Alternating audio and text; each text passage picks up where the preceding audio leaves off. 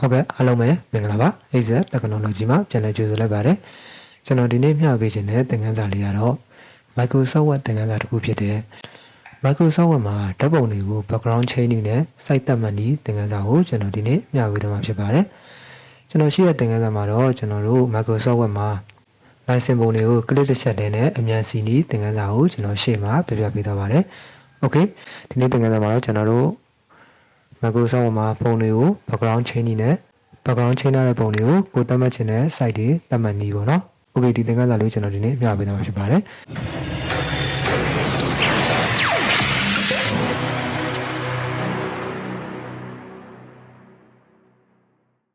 Okay အဲ့တော့ကျွန်တော်ပထမဦးဆုံးဒီ Microsoft Word ကိုကျွန်တော်တို့ပုံလေးရင်ထည့်ကြည့်မှာပေါ့နော်အဲ့တော့ကျွန်တော်ပုံထည့်မှာဆိုရင်ထုံးစံတိုင်းကျွန်တော်တို့ menu bar တွေကကျွန်တော်တို့ insert ထဲကိုကျွန်တော်ဝင်လိုက်မယ်နော် Okay insert ထဲဝင်ပြီးရင်ကျွန်တော်တို့ဒီနေရာမှာ picture ဆိုတာရှိရဲအဲ့တော့ကျွန်တော်ဝင်လိုက်မယ် Okay ကျွန်တော်တို့ဒီမှာပုံထည့်မဲ့နေရာကိုကျွန်တော်တို့သွားမယ်နော် Okay အဲ့တော့ကျွန်တော်ဒီထဲသွားလိုက်မယ် Okay အဲ့တော့ကျွန်တော်တို့ဒီထဲမှာကျွန်တော်တို့ photo တွေကကျွန်တော်တို့ထည့်မဲ့ပုံလေးတစ်ချက်ရွေးလိုက်မယ်နော်ကျွန်တော်အောက်ဆုံးတစ်ချက်သွားလိုက်မယ် Okay ကျွန်တော်ဒီပုံလေးရွေးကြည့်လိုက်မယ်နော်ပြီးကျွန်တော် insert နေလိုက်မယ် Okay အဲ့တော့ကျွန်တော်ပုံလေးရလာပြီ Okay ဒီပုံကြီးကကျွန်တော်ကြီးနေအောင်နော်အဲ့တော့ကျွန်တော်ဒီတောင်လေးကနေနည်းနည်းလေးဆွဲကျင်လိုက်မယ်နော် Okay အဲ့တော့ကျွန်တော်ဒီပုံလေးကိုရွှေ့လို့မရသေးဘူးเนาะအဲ့တော့ကျွန်တော်တို့ထုံးစံတိုင်းကျွန်တော်ရှေ့မှာလည်းဒါပြောပြပေးပြီးပါเนาะအဲ့တော့ကျွန်တော်ဒီနေရာမှာပုံတွေကိုရွှေ့လို့ရခြင်းလဲဆိုရင်ကျွန်တော်ဒီ Word tab ထဲဝင်လိုက်မယ်เนาะကျွန်တော်တို့ဒီမှာပုံထည့်လိုက်မှဆိုရင်ကျွန်တော် menu bar မှာ format ဆိုတဲ့ tab လေးတစ်ခုပေါ်လိုက်เนาะအဲ့တော့မှကျွန်တော်ဒီထဲမှာ format ထဲမှာ Word tab ဆိုတာတွေကိုကျွန်တော်ဝင်လိုက်မယ်ပြီးရင်ကျွန်တော်တို့ဒီနေရာမှာin front tab ကိုကျွန်တော်ရွေးလိုက်မယ်เนาะ Okay เนาะကျွန်တော်ဒီ in front tab ကိုရွေးလိုက်မယ်အဲ့တော့ကျွန်တော်ဒီမှာပုံလေးကိုရွှေ့လို့ရပါပြီအဲ့တော့မှကျွန်တော်ဒီပုံလေးကိုကျွန်တော်တို့ crop ဖြတ်မယ်ပေါ့နော်အဲ့တော့ကျွန်တော်ဒီပုံလေးကိုကျွန်တော်တို့ပထမဆုံးကျွန်တော်တို့ passport ပုံလေးလုပ်ကြည့်မယ်ပေါ့နော် passport ပုံ size လေးဖြတ်ကြည့်မယ်ပေါ့နော်အဲ့တော့ကျွန်တော်တို့ပထမဆုံးကျွန်တော်တို့ size မချိုးခင်မှာ crop tool လေးနဲ့ကျွန်တော်တို့မလိုတဲ့ပိုင်းလေးကိုဖြတ်လိုက်မယ်ပေါ့နော်အဲ့တော့ကျွန်တော်တို့ဒီမှာ cross ဆိုတာရှိရပါတော့အဲ့ဒါလေးကျွန်တော်ရွေးလိုက်မယ်ပြီးရင်ကျွန်တော်ဒီ down လေးကနေပြီးတော့ကိုမလိုတဲ့ပိုင်းလေးကိုဆွဲပြီးတော့ကျင်းမှာပေါ့နော် Okayကျွန်တော်ဒီမှာเนาะကျွန်တော်တစ်ချက်တည်ထားမှာကျွန်တော်ဒီမှာဒီလိုမြားပေါ်မြားပေါ့နော်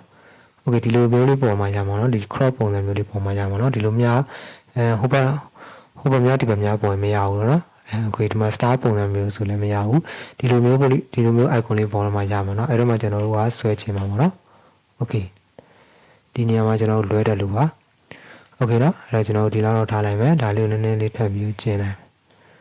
Okay เนาะကျွန်တော်ဒီလောက်ကြိုက်ပြီ Okay เนาะဒါလည်းနည်းနည်းလေးထပ်ပြီးချင်းမယ်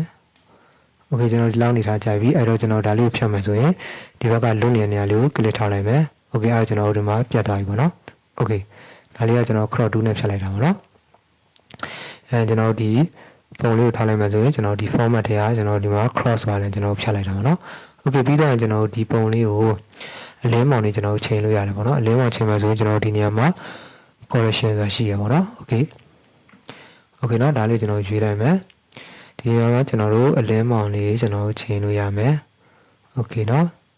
အကယ်၍ဒီပုံလေးကမှောင်နေမယ်ဆိုရင်ကျွန်တော်ဒီနေရာမှာအလင်းတင်လို့ရတယ်ပေါ့နော်ဒါဆိုကျွန်တော်ရန်လင်းသွားပြီပေါ့နော်ဒါတော့ကိုယ်စိတ်ကြိုက်ကျွန်တော်တို့အလင်းမောင်လေးချိန်လို့ရတယ်ပေါ့နော် Okay ဒီမှာတော့ကျွန်တော်ဒီပုံကိုအလင်းမောင်မချိန်တော့ဘူးပေါ့နော်ဒီနေထားတိုင်းကျွန်တော်ကြိုက်တယ်အဲ့တော့ကျွန်တော်မချိန်တော့ဘူးเนาะဒီမှာကျွန်တော်တို့ချိန်လို့ရတယ်ဆိုတော့ကျွန်တော်ပြပေးရပါတော့ဒီမှာ correction ထဲမှာအလင်းမောင်ကျွန်တော်တို့ချိန်လို့ရတယ်ပေါ့နော် Okay ပြီးတော့ဒီအောက်မှာကျွန်တော်တို့ color လေးလည်းကျွန်တော်ချိန်လို့ရတယ်ပေါ့နော် color ထဲကိုဝင်လိုက်မယ်ဆိုရင်ဒီနေရာမှာเนาะကျွန်တော် color ထဲကိုကျွန်တော်ဝင်လိုက်မယ်ဆိုရင်ကျွန်တော်ဒီမှာ color လေးလည်းကျွန်တော်တို့ချိန်လို့ရတယ်ပေါ့နော်ဒီမှာဒီပုံစံလေးထားမလားအခုတော့ဒီလိုနီဆက်ဆက်လေးထားမလားပေါ့နော်ကျွန်တော်တို့ဒီကိုကြိုက်တဲ့ color လေးကျွန်တော်တို့ထားလို့ရတယ်ပေါ့နော်ဒီမှာ black white ဆိုလဲဒီမှာ black white ထားလို့ရတယ်ပေါ့နော် Okay ကျွန်တော်ဒီတိုင်းမှာထားလိုက်မယ်နော် Okay ဒီပုံစံတိုင်းကျွန်တော်ကြိုက်တယ်တချို့ကျွန်တော်ပုံတွေမှောင်နေရဆိုရင်ကျွန်တော်ဒီနေရာမှာအလင်းတွေတင်လို့ရတယ်ကာလာလေးပြန်ပြီးချိန်လို့ရတယ်ပေါ့နော် Okay ဒီပုံကကျွန်တော်တို့ကြည့်ကောင်းတဲ့အနေအထားဖြစ်တဲ့အတွက်ကျွန်တော်မပြင်တော့ဘူးပေါ့နော်ဒီမှာကျွန်တော်ပြင်လို့ရတယ်ဆိုတာကိုကျွန်တော်ပြပေးရပါတော့ Okay နောက်ပြီးရင်ကျွန်တော်တို့ဒီနေရာမှာလည်းကျွန်တော်တို့ effect လေးကျွန်တော်ပုံစံလေးပြောင်းလို့ရတယ်ပေါ့နော် Okay ဒီမှာကြည့်လိုက်ပါ Okay နော် okay ဒီလိုမျိုးကျွန်တော်တို့ effect လေးလည်းထားလို့ရတယ်เนาะကျွန်တော်တို့ဒီပကြီးပုံစံမျိုးလေးပေါ့နော်ဒါမျိုးလေးလည်းကျွန်တော်ပြောင်းလို့ရတယ်ကျွန်တော်တို့က passport byte sorry passport ပုံလုံးပါဖြစ်တဲ့အတွက်ကျွန်တော်တို့ဒါလေးမပြောင်းတော့ဘူးပေါ့နော် okay အဲ့တော့ကျွန်တော်တို့ဒါလေးကိုနောက်ခံ background ချိန်မှာပေါ့နော်ကျွန်တော်ဒီ background မကြိုက်ဘူးနောက်ခံ background လေးကျွန်တော်တို့ချိန်ကြည့်မယ်အဲ့တော့ကျွန်တော်တို့ဒါလေးကို click ထောက်ထားမယ်ပြီးရင်ကျွန်တော်တို့ဒီမှာ remove background ဆိုတာရှိရပေါ့နော် okay ဒီမှာ remove background ဆိုတာရှိရအဲ့လေးကျွန်တော်နှိပ်လိုက်မယ် okay နှိပ်လိုက်မယ်ဆိုကျွန်တော်ဒီလိုမျိုးပုံလေးပေါ်လာပြီကျွန်တော်နည်းနည်းလေးမြင်ကွင်းချဲကြည့်လိုက်မယ် okay ဒီမှာဆိုရင်ကျွန်တော်တို့အောက်ကသူ့အင်ကြီးကကျွန်တော်ပျောက်သွားပြီပေါ့နော်အဲ့တော့ကျွန်တော်ဒါလေးပြန်ပေါ်ခြင်းလဲဆိုဒီမှာကျွန်တော်တို့ဒီတောင်းလေးတွေကိုကျွန်တော်ဆွဲချဲပေးလိုက်မယ် okay အောက်မှာသူ့အင်ကြီးလေးပေါ်လာပြီဒီမှာလက်မောင်းတွေပျောက်နေသေးရဲ့အဲ့တော့ကျွန်တော်ဒါလေးကိုလက်မောင်းတွေပြန်ပါခြင်းလဲပေါ့နော်ဒီတိုင်းဖြတ်လိုက်မယ်ဆိုကျွန်တော်ဒီလက်မောင်းတွေကပြတ်သွားမှာပေါ့နော် okay ဒီမှာကျွန်တော်လက်မောင်းသားတွေကပျောက်နေပေါ့နော်အဲ့ကျန်ခဲ့တဲ့လက်မောင်းသားတွေကဒီတိုင်းကျွန်တော်တို့ဖြတ်လိုက်မယ်ဆိုရင်ပါအောင်မှာပေါ့နော်ကျွန်တော်လက်မောင်းသားတွေပြတ်ပြီးတော့ကျန်ခဲ့မှာပေါ့နော် okay အဲ့တော့ကျွန်တော်တို့ဒီလက်မောင်းသားတွေပါခြင်းလဲဆိုရင်ကျွန်တော်ဒီဘက်တောင်းနေရနေဆွဲပြီးတော့ချဲပေးလိုက်မယ် okay အဲ့တော့ကျွန်တော်လက်မောင်းသားလေးပေါ်လာပြီ okay ဒီမှာဆွဲချဲပေးလိုက်မယ် okay နော်အဲ့တော့ကျွန်တော်ဒီမှာခေါင်းပိုင်းလေးကျန်သေးရဲ့အဲ့တော့ကျွန်တော်ဒီခေါင်းပိုင်းလေးကိုဒီလောက်ထားပြီးလိုက်မယ် okay အဲ့တော့ကျွန်တော်ဒီလောက်ဆိုကျွန်တော်ကြိုက်ပြီဆိုရင်ကျွန်တော်တို့ဒီတိုင်းကျွန်တော် background ဖြတ်လိုက်မယ်အဲ့တော့ကျွန်တော်ဒီမှာ keep changes ဆိုတော့ကျွန်တော်နှိပ်လိုက်မယ်နော် okay အဲ့တော့ကျွန်တော်ဒီမှာနောက်က background လေးပြတ်သွားပြီပေါ့နော် okay ဒီနေရာမှာကျွန်တော်တို့ကဒီပုံလေးကိုကျွန်တော်ဆွဲချဲလိုက်မယ်ဆိုရင်ဒီဘက် down နေမှာကျွန်တော်နည်းနည်းလေးကျွန်တော်တို့နောက်က background လေးကြံခဲ့တာကိုကျွန်တော်တွေ့ရမှာเนาะဒီ down တွေကကြံခဲ့တယ်ပေါ့နောက်က background လေးကျွန်တော်တို့ကြံခဲ့တယ်အဲ့တော့ဒါဒီသားသားလေးကိုကျွန်တော်တို့ပျောက်ချင်တယ်ပေါ့เนาะအဲ့တော့ကျွန်တော်တို့ဒါလေးကိုကျွန်တော်တို့ဒီပုံလေးကို click ထောင်မယ်ပြီးကျွန်တော် remove background ကိုပြောင်းလိုက်မယ်เนาะ okay ဒီသားသားလေးကျွန်တော်တို့ပြတ်ချင်တယ်ဆိုရင်ကျွန်တော်တို့ဒီမှာmask area to remove ပေါ့เนาะ okay အဲ့လိုကျွန်တော်ရွေးလိုက်မယ် okay အဲ့လိုရွေးလိုက်မယ်ဆိုကျွန်တော်ဒီလိုခဲတဲ့ပုံစံလေးပေါ်လာပြီအဲ့တော့ကျွန်တော်တို့ဒါလေးကိုအနီးကပ်ကျွန်တော်တို့ဆွဲချဲလိုက်မယ် okay ဒီနေရာလေးမှာကျွန်တော်နောက်က background လေးကျန်ခဲ့တယ်ပေါ့နော် okay ဒီခေါင်းပိုင်းလေးမှာအဲ့လိုကျွန်တော်တို့ကပျောက်ချင်တယ်ဆိုရင်ကျွန်တော်ဒီမှာ click ထားလိုက်မယ်ဆွဲလိုက်မယ်နော်အဲ့နေရာလေးကို mouse လေးဖြီးဆွဲလိုက်မယ် okay အဲ့ဒါကျွန်တော်ပျောက်သွားပြီပေါ့နော် okay ဒီနေရာလေးမှာကျွန်တော်နည်းနည်းလေးရှိသေးတယ်အဲ့တော့ကျွန်တော်ဒါလေးကို mouse လေးဖြီးပြီးတော့ကျွန်တော်ဆွဲလိုက်မယ် okay အဲ့ဒါကျွန်တော်ပျောက်သွားပြီပေါ့နော် okay ဒါမျိုးလေးကျွန်တော်လိုက်ချင်လို့ရတယ်ပေါ့နော် okay ဒီတော့ဆိုရင်ကျွန်တော်ရပြီပေါ့နော်တချို့ကျွန်တော်နောက်က background လေးဘေးနားမှာနည်းနည်းလေးကြံခဲ့တာဖြစ်နိုင်တယ်ပေါ့နော်အဲ့ဒါဆိုရင်ကျွန်တော်အခုကျွန်တော်ပြောတာလေးနဲ့ကျွန်တော်တို့mouse လေးဖြီးပြီးတော့ကျွန်တော်တို့လိုက်ဖြတ်လို့ရတယ်ပေါ့နော် okay အဲ့တော့ကျွန်တော်ဒီနေထားတိုင်းကြိုက်ပြီပေါ့နော် okay ကြိုက်ပြီဆိုရင်ကျွန်တော်တို့ keep change ကိုကျွန်တော်နှိပ်လိုက်မယ် okay အဲ့တော့ကျွန်တော်နောက်က background လေးပြတ်သွားပြီပေါ့နော်အဲ့တော့ကျွန်တော်တို့နောက်က background ပြတ်သွားပြီဖြစ်တဲ့အတွက်ကျွန်တော်တို့ background အသစ်ထည့်မှာပေါ့နော်ကိုထည့်ခြင်းတဲ့ background လေးကျွန်တော်တို့ထည့်မယ်အဲ့တော့ကျွန်တော်တို့ဒီမှာနောက်ကအရောင်လေးဖြည့်လိုက်မှာပေါ့နော်အရောင်ဖြည့်မယ်ဆိုရင်ကျွန်တော် insert ထဲဝင်လိုက်မယ်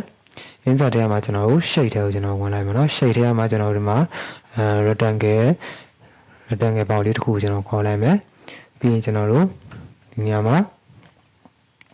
rectangle ပေါက်လေးတစ်ခုကျွန်တော်ဆွဲလိုက်မယ် okay ဒီမှာဆိုရင်ကျွန်တော်တို့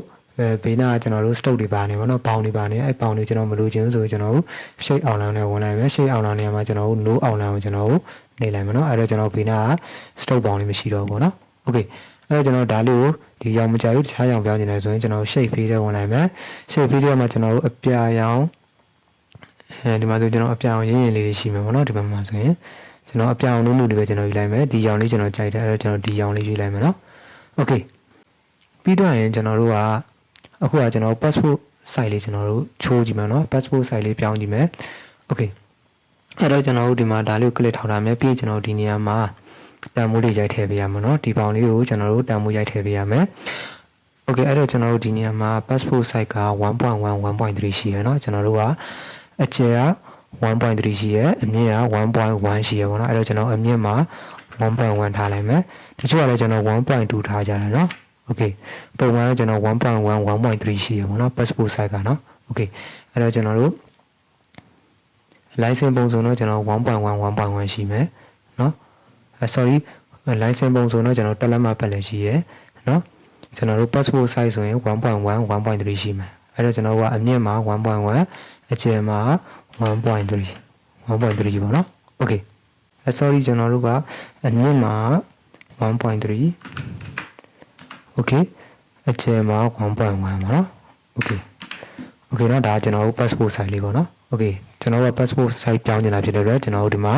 passport size တန်ဖိုးလေးဒီမှာရိုက်ထည့်ပေးရမှာပေါ့နော်ပြီးတော့ရင်ကျွန်တော်တို့ရိုက်ထည့်ပြီးသွားဆိုရင်ကျွန်တော်ဒီနေရာမှာဒီပေါင်လေးကpassport size လေးဖြစ်သွားပြီပေါ့နော်အဲ့တော့ကျွန်တော်ဒီပေါင်လေးနဲ့ဒီပုံကိုညီချင်တာဖြစ်တဲ့အတွက်ကျွန်တော်ဒီပုံလေးကိုကျွန်တော်သေးလိုက်မယ် okay သေးပြီးတော့ကျွန်တော်ဒီနားလေးမှာထပ်လိုက်မယ် okay နော်ပြီးရင်ကျွန်တော်တို့ဒီပုံလေးကိုနည်းနည်းလေးထပ်သေးလိုက်မယ် okay ပြီးရင်ကျွန်တော်ဒီပုံလေးကိုဒီပုံရဲ့အပေါ်ကိုတင်မယ်ပေါ့နော် okay အဲ့တော့ကျွန်တော်တို့ဒီမှာ format ထည့်ဝင်လိုက်မယ် format ထည့်ဝင်ပြီးရင်ကျွန်တော်တို့ဒီမှာset forward ဆိုတော့ကျွန်တော် bring forward ဆိုတော့ကျွန်တော်နှိပ်လိုက်မယ်နော် okay ဒီပုံကိုရှေ့ကိုတင်နေတာဖြစ်တဲ့အတွက်ပုံကိုကျွန်တော် click ထောက်ထားမယ်ပြီးရင်ကျွန်တော်တို့ bring forward ဆိုတော့ကျွန်တော်နှိပ်လိုက် okay အဲ့တော့ကျွန်တော်ဒီပုံလေးကအပေါ်ရောက်လာပြီပေါ့နော် okay ကျွန်တော်နည်းနည်းလေးမြင်ဝင်ကြည့်လိုက်မယ် okay ကျွန်တော်ဒီပုံလေးကိုအောင်နည်းနည်းချလိုက်မယ်ပြီးကျွန်တော်ဒီပုံလေးကိုနည်းနည်းလေးကြည့်လိုက်မယ်နော် okay နည်းနည်းလေးကျွန်တော်ကြည့်လိုက်မယ်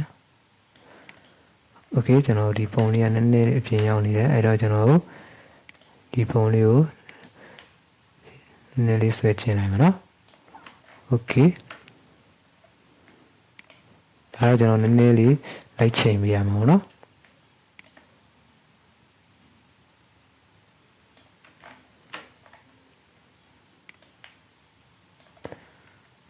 okay sorry okay အဲ့တော့ကျွန်တော်ဒီပုံကိုပြီးကျွန်တော်ဒီလူပုံကိုကျွန်တော်ဒီမှာနည်းလေးဆွဲကပ်လိုက်မယ်နော် okay ဒီပေါင်နဲ့ညီအောင်လို့ကျွန်တော်တောင်းနေဆွဲကပ်လိုက်မယ် okay အဲ့တော့ကျွန်တော်ညီသွားပြီဆိုရင်ကျွန်တော်တို့ဒါဆိုရင်passport size ပုံလေးရသွားပြီပေါ့နော်ကျွန်တော်မူလ background ကိုချိန်ပြီးတော့ကျွန်တော်နောက်က background အပြားလေးနဲ့ကျွန်တော်တို့ passport size ပုံလေးကိုကျွန်တော်ဖန်တီးလိုက်တာပေါ့နော် okay အဲ့တော့ကျွန်တော်တို့ဒီနှစ်ခုကိုကျွန်တော်တို့ကဒါဆိုရင်ကျွန်တော်တို့တစ်ခုစီဖြစ်နေရပါတော့ okay တစ်ခုစီဖြစ်နေအောင်ကျွန်တော်တို့ကဒီပေါင်နဲ့ဒီပုံကိုကျွန်တော်တို့ group တစ်ခုတည်းဖြစ်အောင်ကျွန်တော်တို့ပေါင်းလိုက်မှာပေါ့နော် okay အဲ့တော့ကျွန်တော်တို့ဒါမှကျွန်တော်တို့ရွှေ့ချင်တိုင်းရွှေ့လို့ရမှာပေါ့နော်နောက်ပြီးတော့ကျွန်တော်တစ်ခုစီဖြစ်နေမှာပေါ့နော်အဲ့တော့ကျွန်တော်ဒီနှစ်ခုကို group ဖွင့်မယ်ဆိုရင်ကျွန်တော်တို့ home နဲ့ကိုပြန်ဝင်လိုက်မယ် okay ကျွန်တော်တို့မှာ home နဲ့ရောက်ပြီးသွားပြီ home နဲ့ရောက်ပြီးသွားဆိုရင်ကျွန်တော်တို့ဒီနေရာမှာ select ဆိုတာရှိရပါတော့ okay အဲ့ select ဆိုတာကျွန်တော်နှိပ်လိုက်မယ်ပြီးကျွန်တော်တို့ select object ဆိုတာကျွန်တော်ရွေးလိုက်မယ် okay ပြီးကျွန်တော်တို့ဒီနေရာဒီပုံနှစ်ခုကိုကျွန်တော်တို့ဒီပေါင်းနဲ့ကျွန်တော်တို့ပုံကိုနှစ်ခုလုံးကိုကျွန်တော်တို့ဆက်လက်မှတ်လိုက်မယ်ပေါ့နော်ကျွန်တော်ဒီ mouse click လေးကိုဖိပြီးတော့ကျွန်တော်တို့ဖိဆွဲပြီးတော့ဆက်လက်မှတ်လိုက်မယ် okay အဲ့ကျွန်တော်နှစ်ခုလုံးဆက်လက်ဝင်သွားပြီပြီးတော့မှကျွန်တော်တို့ right click နှိပ်လိုက်မယ်ဒီပုံမှာကျွန်တော် right click နှိပ်မယ်ပြီးရင်ကျွန်တော်တို့ group ဆိုတာကိုကျွန်တော်နှိပ်လိုက်မယ်နော် okay အဲ့ကျွန်တော်တို့ဒီနှစ်ခုက group တစ်ခုလေးဖြစ်သွားပြီပေါ့နော် okay အဲ့ကျွန်တော်တို့ဒီမှာရွှေ့ကြည့်မယ် okay ဒီဘက်ရွှေ့ကြည့်မယ် okay အဲ့ကျွန်တော်တို့ရွှေ့လို့ရပါပြီနော် okay အဲ့ကျွန်တော်တို့ဒီမှာ format ထဲဝင်လိုက်မယ် format ထဲမှာဆိုရင်လည်းကျွန်တော်တို့ဒီမှာ 1.3 1.1 ရှိရပါတော့ကျွန်တော်တို့အမြင့်မှာ 1.3 အကျယ်မှာ 1.1 ပါနော် okay ဒါဆိုရင်ကျွန်တော်တို့ passport size လေးဖြစ်သွားပြီပေါ့နော် okay okay အဲ့ကျွန်တော်တို့ဒါဆိုရင်ကျွန်တော်တို့ဒီဟာကိုကျွန်တော်တို့ A4 မှာပဲဖြစ်ဖြစ် 4 မှာပဲဖြစ်ဖြစ်ကျွန်တော်တို့စီလို့ရပြီပေါ့နော်စီပြီးတော့ကျွန်တော်တို့ print ထုတ်လို့ရပြီပေါ့နော် copy ကူးပြီးတော့ကျွန်တော်တို့စီမယ်ဆိုလည်းရတယ်ဒါမှမဟုတ်ကျွန်တော်တို့ဒီပုံတွေကိုကျွန်တော်တို့ A4 မှာအမြန်စီရဲ့ညီကိုကျွန်တော်ရှေ့ရသင်ခန်းစာမှာကျွန်တော်ပြပြပေးပါရနော်ကျွန်တော် Microsoft မှာ license ပုံတွေကို click တစ်ချက်နဲ့အမြန်စီနီးဆိုတဲ့သင်ခန်းစာမှာကျွန်တော်ပြပြပေးပါရနော်အဲ့မှာကျွန်တော်တို့ဝင်ကြည့်လိုက်ပါနော် okay ဒီမှာတော့ကျွန်တော်မစီပြတော့ဘူးနော် okay ဒီလောက်ဆိုရင်ကျွန်တော်တို့ Microsoft မှာဓာတ်ပုံတွေကို background change နဲ့ background change တဲ့ဓာတ်ပုံတွေကိုကိုပြောင်းကျင်တဲ့ site တွေဘယ်လိုပြောင်းမလဲဆိုတာကိုနားလည်လောက်ပြီလို့ထင်ပါတယ်နော် okay ဒီနေ့သင်ခန်းစာလေးနဲ့ပတ်သက်ပြီးတော့တစ်ခုခုနားမလည်တာဖြစ်တစ်ခုခုသိချင်တာဖြစ်ဖြစ်ပေါ့နော်အခုဗီဒီယိုလေးရဲ့ comment box မှာမေးသွားလို့ရပါတယ်ဟုတ်ကဲ့ပါဒီနေ့တက်သင်ခန်းစာလေးကတော့ဒီလောက်ပါပဲနော်နောက်တက်သင်ခန်းစာလေးမှာကျွန်တော်တို့ပြန်တွေ့ကြပါမယ်ကျွန်တော်ရဲ့သင်ခန်းစာလေးတွေကိုအသစ်တင်တိုင်းသိချင်တယ်ဆိုရင်တော့ကျွန်တော်တို့ရဲ့ YouTube channel လေးကိုလည်း subscribe လုပ်ထားကြပါနော်ဒါမှသာကျွန်တော်သင်ခန်းစာအသစ်တင်တိုင်းသိရှိနိုင်မှာဖြစ်ပါတယ် okay အားလုံးပဲအဆင်ပြေကြပါစေခင်ဗျာ